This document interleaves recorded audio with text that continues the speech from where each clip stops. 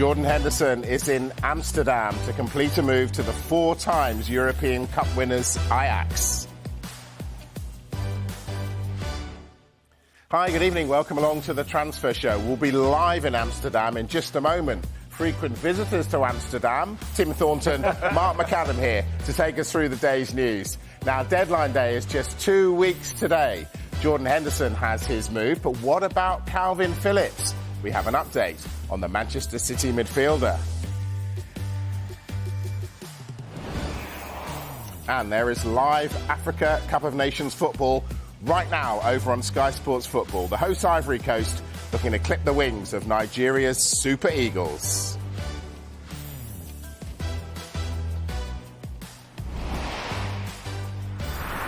Right, we're going to start with Jordan Henderson. We can join our reporter Gary Cottrell, who is at the Amsterdam Arena for us. Gary, very good evening. Good to see you. Where are we with this deal at the moment? Well, it's going according to plan, that's for sure. It's been a busy old 24 hours or so for Jordan Henderson. Yesterday afternoon, yesterday evening, him and his representatives in Manchester holding talks with Ajax representatives. Those talks went well. A 2.5-year deal was agreed just before midnight. Then from East Midlands Airport, about 5 hours ago, they had a private jet which took them to a private airport in Amsterdam. They arrived about 4 hours ago. We saw him arrive. He looked very happy, had a smile, got into a car, left his entourage behind him. There were 9 people on that jet, including family members, but just him and a driver left the airport, gave us a wave and headed to a hospital about 15 minutes away at the university to have the first part of his medical. That obviously went well because a couple of hours ago, maybe an hour and a half ago, he turned up here at the Amsterdam Arena, the Johan Cruyff Arena as it's known these days, for the second part of that medical. We understand that that has gone well. Of course it has, because he has been playing. Then in there now, still in there now, which is why we're here waiting for him to leave, doing the media duties, having his photograph taken, doing an interview, and of course putting the final touches to the contract. And then we expect the announcement of the deal. You would have thought potentially tonight, but if not tomorrow. And then we're told by the club that there will be an unveiling and there will be some kind of news conference. The place and the time of that not yet confirmed, but yet everything going according to plan. Jordan Henderson has got his move. Saudi Arabia didn't suit him. He didn't, it seems, suit Saudi Arabia because they didn't stand in his way, his club there. They relieved him of his contract. And this deal, of course, been done very, very quickly. Ajax happy and he's happy. Gary, as soon as that deal's announced, we know you'll bring it to us first. What's been the reaction to Henderson in Amsterdam? Well, it's happened very quickly. I think the dust is beginning to settle. It's all beginning to sink in with the Ajax fans. We'll know for sure, won't we, when the club shop starts selling the shirts, starts selling the merchandise, and we'll know for sure in a couple of weeks' time when he makes his home debut. Now, he won't be able to play this Sunday. There's a game here this Sunday because his European clearance, we understand, won't be through in time. Then there is an away game in 8 days' time, which, of course, could make his debut, but his home debut in 2 weeks' time against PSV Eindhoven, of all teams. Big rivals, of course, and the team currently sitting on top of the league, 23 points ahead in the league of Ajax. And that's why I think fans are excited, because they had a terrible start to the season. There were riots outside, there were pitch invasions. The director of football, sporting director, got sacked. The head coach got sacked. The interim head coach now in charge, and they've started to turn things around. They've played 9 games since then in the league, and they haven't lost any of them, and they've won 7 of them. So everything's looking a bit brighter, but it is a young squad. It is a squad that needs an old head, an experienced head in the dressing room. Quality player, of course, but with all his experience, all those games for Liverpool, all those games for England. So I think that is why the fans are excited.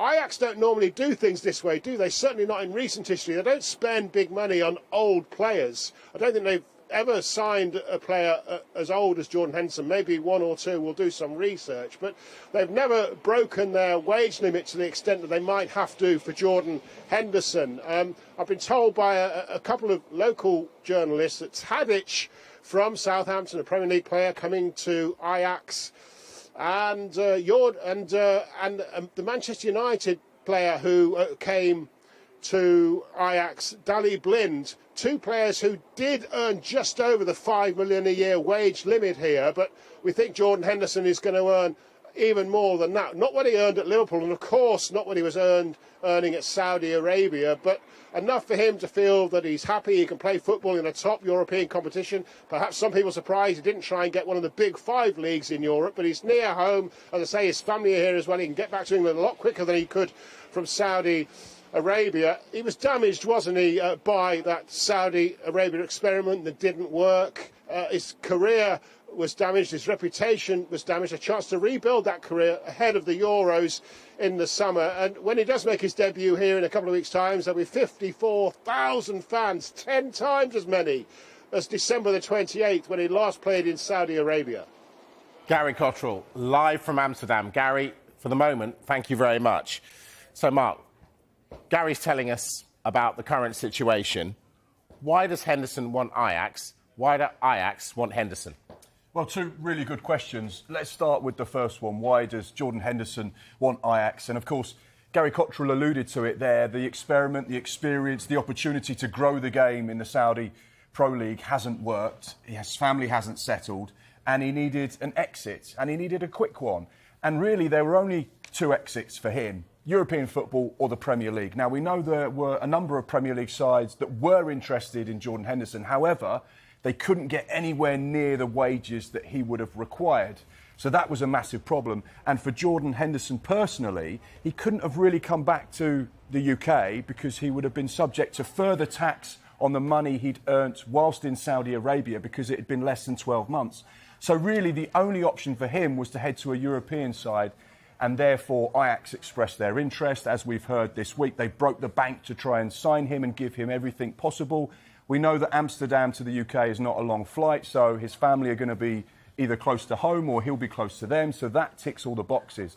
The second question, why do Ajax want someone of his standing, his calibre, his experience at 33 years old, as Gary said, very different to the type of recruitment model and profile they've done in the past. But when you look at them this season, now I watched them in October in the Europa League at Brighton, and they were having a really bad run. They hadn't won in 10 games, which for a side like Ajax is unheard of. They're normally challenging for the title. They've had a poor season, they've got a young team, and they've gone for a really tough spell.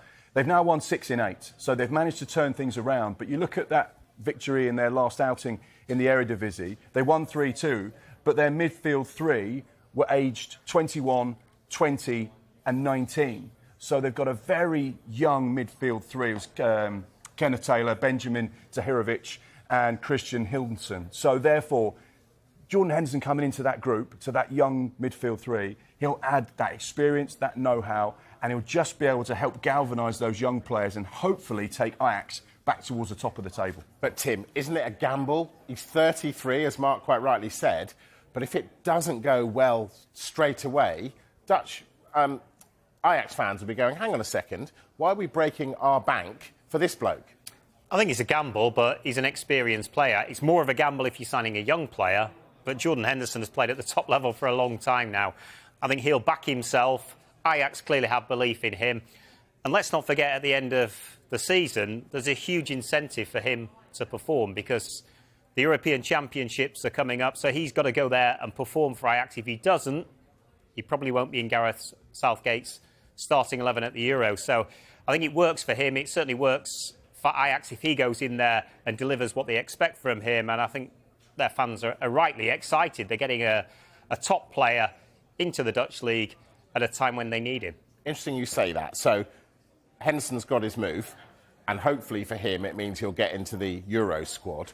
Does that put pressure on Calvin Phillips to get moving and to get out of City this month?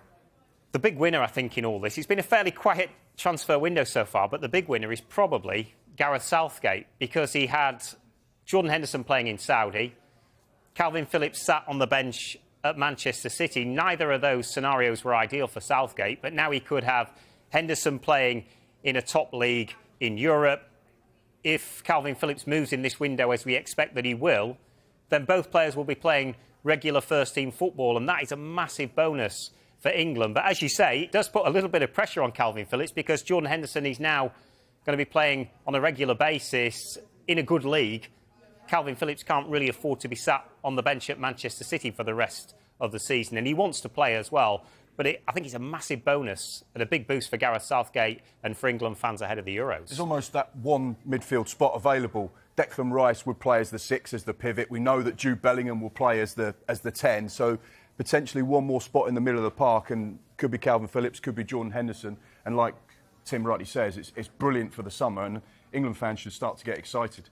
Now, he's not agitating for a move, is he? Because he's out with City in Abu Dhabi. So what has he got to do to get out of there, play some football and get in that England squad? I think he's got to be patient, first and foremost, because we've still got plenty of time left in this transfer window. It's got to be the right move for him. He wants to play football, but he wants to go to the right club as well. He's had a very frustrating time, as you're well aware, at Manchester City, Mike. So I think for him it's about getting the right move. Not a lot of football gets played in January. He's away with Manchester City at the moment in Abu Dhabi. They've flown out there today for a bit of warm weather training. So I think it's about him getting the decision right in this transfer window, as Jordan Henderson has. He's made a move that's going to enhance his England chances. Phillips needs to do the same thing. We know there are lots of clubs interested in him. Crystal Palace put their hand up, and Roy Hodgson said, yeah, he's a possibility for us. But there are other clubs as well, and it's about, I think, just playing a waiting game, making sure that he gets the right move for him. Lots of clubs being linked. A couple of clubs overnight in Spain have been linked as well. So, yeah, it's about making the right move, but fundamentally for him, going to a club where he's going to play week in, week out, and then it's a straight shootout between Henderson and Phillips. Who starts for England at the Euros? It'll be interesting to see what happens, but this is one of those deals that gets spoken about every day for weeks and weeks and weeks. Calvin Phillips and Manchester City don't need to make a decision right now because there's no pressure.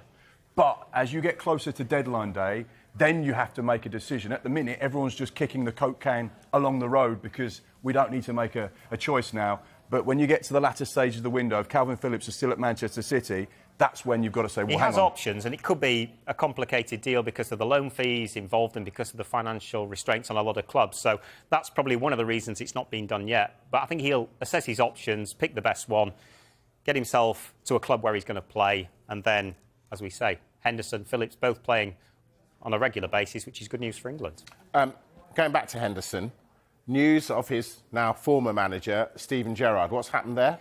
Yeah, Al Ettifaq, where he's a manager, he's going to extend his contract there. We expect that to happen. He's been there since last summer. It's not gone incredibly well, to be perfectly honest. They're 8th in the table, 8 games without a win. But I think they see this as a long-term thing, a project. So we expect them to extend his contract until 2027. Whether he sees that contract out remains to be seen. But, yeah, we think that's close, that he will be extending his deal. It almost feels like a little bit of a PR stunt. You know, there's a lot of noise around Jordan Henderson leaving, not enjoying the Saudi Pro League, not settled. Therefore, people will say, well, why is he not settled? Why is the club not trying to make him more comfortable and happy? Actually, don't worry, because the gaffer wants to stay. He's going to stay until 2027. So what does that show everyone around the world? Steven Gerrard's happy, no problems. It wouldn't be a good look if he were to leave Henderson and then Steven Gerrard were to leave as well. Tell us about the club, Al Ettifaq. They're not one of the big hitters, are they? No, they are different to some of the other clubs that are state-owned, so they don't get the same level of funding. But they still want to make a stamp on the Saudi Pro League. They still want to show that they're there to compete, they're big hitters. Hence why they signed a player of Jordan Henderson's calibre. Hence why they've attracted Steven Gerrard, who's still in the infancy, really, of his coaching career. We know he had success in winning the Scottish title when he was north of the border. We know that things didn't quite go to plan, but there's no question that Steven Gerrard is still a big name in the world of football. And they're hoping that he can bring the good times to that football club as they look to develop and progress and really make a mark on the international stage. Now, they've had a setback with Jordan leaving. But, of course, with him signing a new contract, He wouldn't have signed that contract without some sort of guarantee to say, no, we're going to back you. We're going to give you some more money to spend. We're going to attract big-name players and help you build the type of team that you want and that we want to go and challenge for the likes of, the other big hitters in the Saudi Pro League. OK, so a Henderson replacement in this window, possibly. I want to stay with the Saudi Pro League, Mark. Bobby Firmino, Karim Benzema, are they going to be on the move?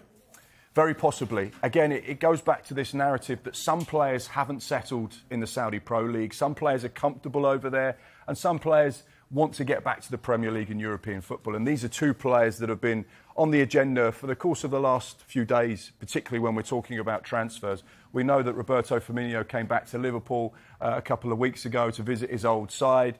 He's another player that hasn't particularly settled and potentially could be offered around. We know that a number of Premier League sides have spoken to his representatives about potentially coming back to the UK. And Benzema's another interesting one. We know that he's into the twilight years of his career. He's 37 years old. He's not gone on their mid-season camp, their training camp that they're currently on. So therefore, people are immediately saying, well, hang on, why is he not doing that? Is he not settled? There was a little bit of talk when Nuno was responsible for coaching him that he didn't quite get on with him and that there was issues there. However, we know he's a goal scorer. He's been doing it at the highest level. He was a Real Madrid superstar for a number of years. And we know that a Premier League sides are looking for a striker, someone that knows where the back of the net is. That man certainly does it. I know this is a social media thing. People are starting to get excited. Fans are starting to get excited. But when you look at him, for 6 months, his experience might be an interesting one to keep an eye on. Heard it here first, Mark McAdam. All right, we're going to take a break. When we come back, Chelsea, will they be busy in the final 2 weeks of the window? They might be. We've also got an update on Anthony Martial and a player who's no stranger to the transfer show. Victor Osimhen is in action for Nigeria against Ivory Coast at the Africa Cup of Nations. He missed a whole host of chances in the first game. He's at it again. More next. See you in a moment.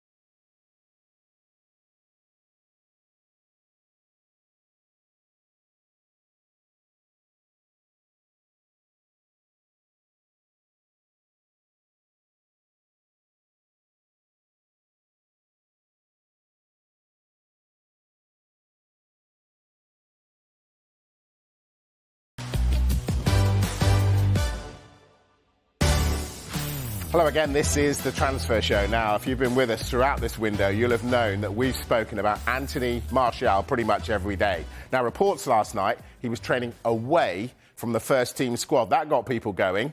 Tim, give us the facts. What actually is going on? Yeah, his agent has spoken to us exclusively and he's denied reports that he's been told to train alone. The truth is that he's not with the main group because he's injured. He's got a small problem with his hip. It's going to require surgery, but his agent has told us no issue with Erik ten Hag. Either he's got this small problem, he'll have a small operation. We already know that he's going to see out the remainder of his contract. He's got 6 months left at Manchester United, so he'll see out the remainder of his contract. But, yeah, this blew up a little bit, but no issue. As far as his agent is concerned, he's not training with the main group because he's injured. Great, done. Right, loads to get through and not very much time to do it. Tim, Chelsea, are they going to make some moves in the next couple of weeks? Yeah, well, Armando Broja is the interesting one here. We understand that Chelsea are willing to sell him in this transfer window. We can see the three young players here, and the reason they're up on the screen is because they're all academy graduates, and, of course, on the balance sheet, if Chelsea sell them, it means they get 100% profit. So it makes a big difference to their balance sheet. Broja, they are willing to sell. Fulham and Wolves are a couple of clubs that have been linked with a move for him, but it's whether they could afford him in this transfer window. Conor Gallagher, we know that he's been made captain by Mauricio Pochettino. He's been very vocal about his role in the team and how well he's done. So it looks unlikely that he'll be sold in this window. The other one is Trevor Chalobah, young player, just coming back from a long-term injury. So again, with him, he'll probably have to prove his long-term fitness and make sure that he's ready to go again long-term before anything happens with his situation. Mark, I want to ask you about Broja. Anyone and his wife will tell you Chelsea need a striker. Why would a 20-year-old Chelsea striker leave the club?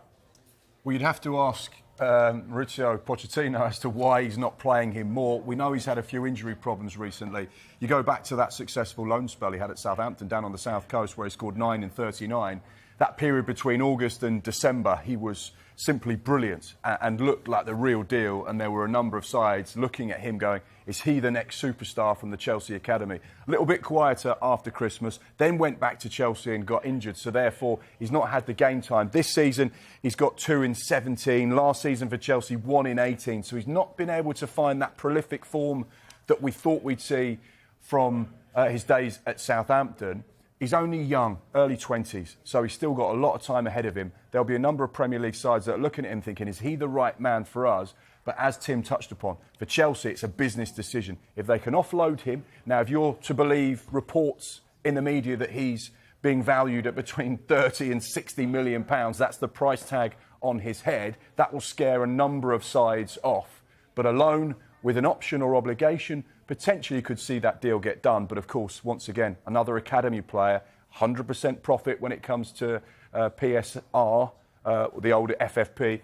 That's why he's in the headlines. Right, I want to whiz through a couple of others. Ugo Ekitike, we've spoken about him a lot. Some think he's the cat's whiskers. Other people see him on the catwalk. Explain why we're seeing him like this and what's going to happen with him. That is wow. Ugo Ekitike. By the way, I just want to say I love this. Of course you do, Mark. Pink, great. But any footballer that can express themselves in this way, in this modern world where everyone is criticised and... But is he going to play some football? Is he going to get a move? Very possibly so. At the minute, there's a number of sides that are looking at him. Clearly, it would be a little bit of a gamble. He was doing so well before he signed for PSG. There were talks that he was going to link up with Eddie Howe and Newcastle. They were keen on him. That didn't materialise. He's played just one game in the league so far this season. So game time has been super limited. He's had more appearances on the catwalk than he has in the league. However, he is one to keep an eye on. We know that Wolves are looking for a striker. You can't take your eyes off him, can you? No, I love it. Brilliant. More of this. Absolutely. All right, that is the transfer show for now. We're back at 7.